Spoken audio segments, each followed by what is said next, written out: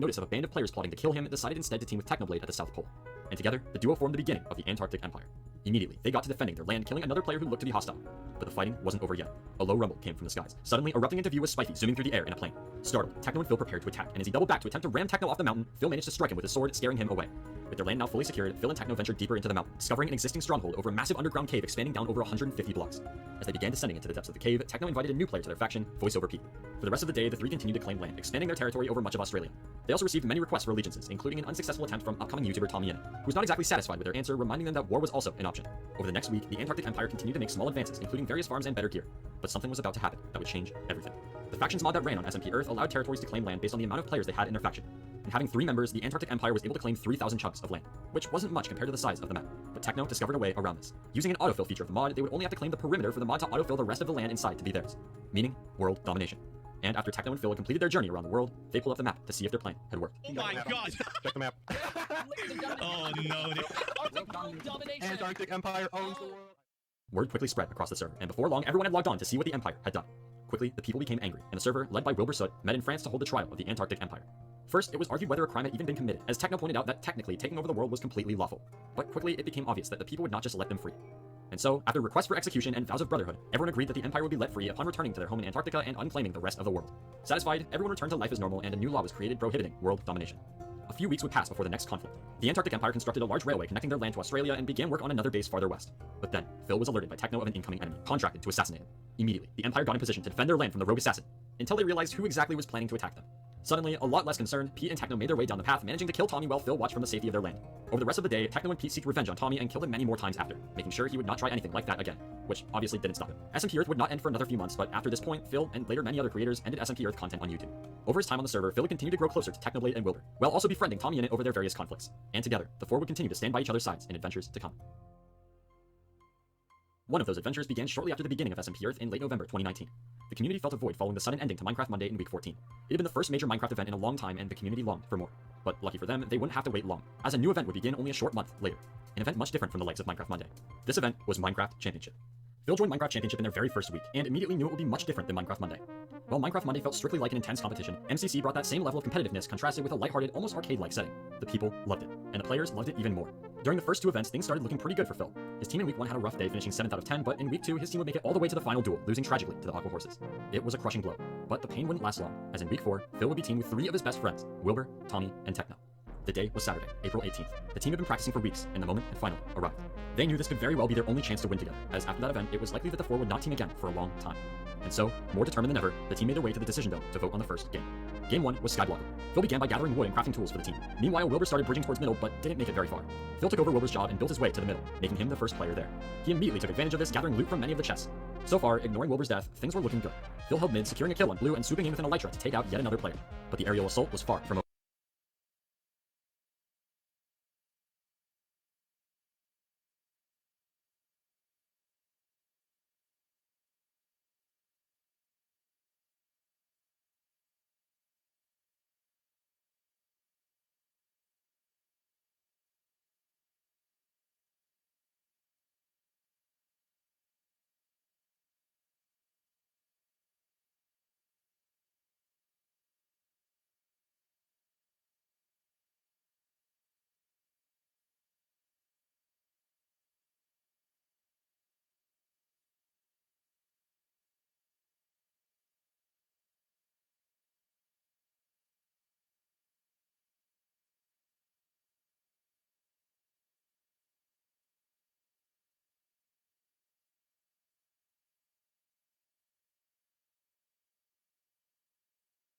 The team spotted a massive fight below and decided to drop down and join. Phil crashed down from the skies onto a helpless Captain Sparkles, but then fell to the rest of his team. However, it was enough, as Techno and Tommy were able to take out the rest of the players with little problems, securing their team first place after game 1. So far, the team was off to a hot start, and over the rest of the event, it would only get better.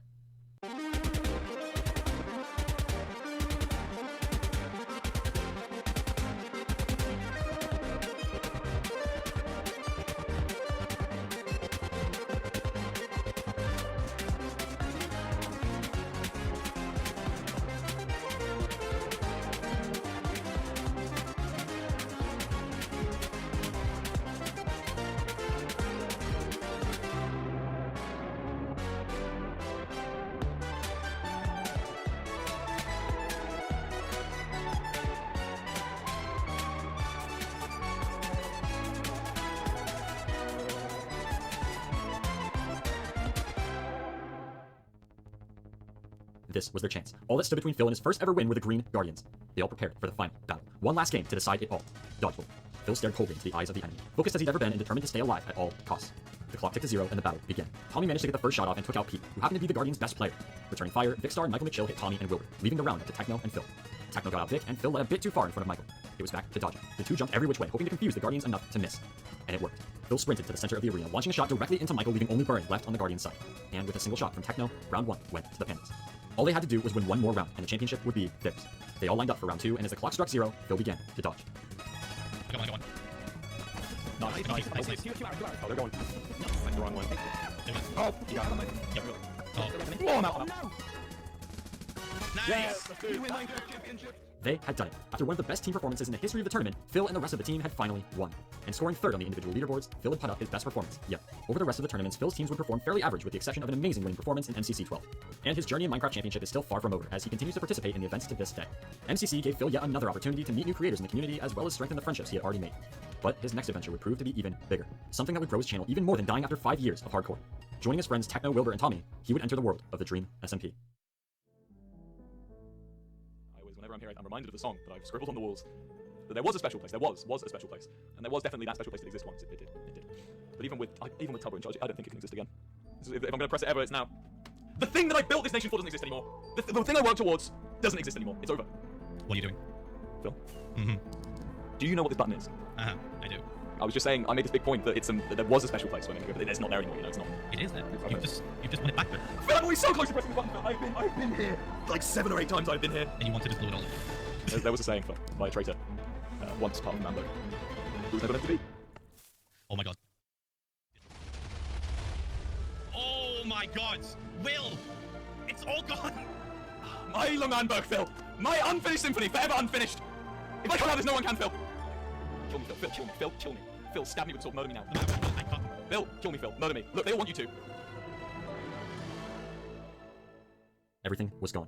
Phil stood in shock. He had joined only to witness one of his best friends fall to chaos. He had no choice but to kill him, as he knew he would be associated with the destruction if he didn't. And so, he took Wilbur's last life on the server, setting him free at last. Phil had joined the Dream SMP during the climax of one of its largest wars, getting tossed right into the midst of chaos. But Phil saw something in the ashes of Lemberg. An opportunity to help the people recover from the destruction that reigned on their sacred land, an opportunity to rebuild. And so, in the coming days, as new Lemberg sprouted from the depths of the crater, Phil constructed his house in the new land. But despite his immediate sympathy for the people of Lemberg, Phil found himself questioning their authority.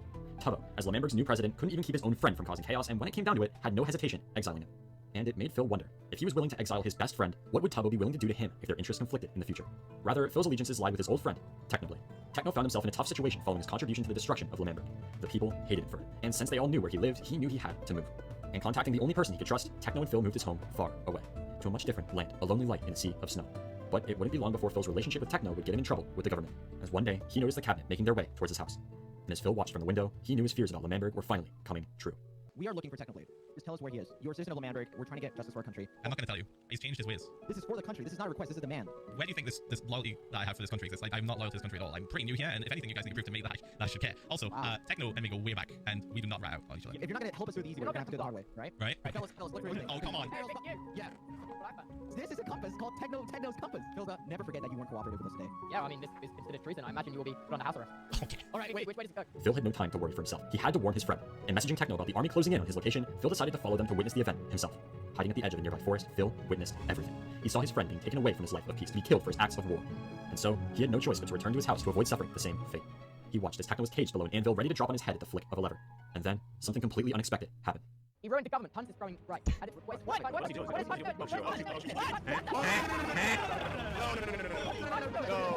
Hello, Ghost. I've named him friend. That's fantastic, Ghost. That's fantastic. I'm about to die, Ghost. No, I'm waiting. What?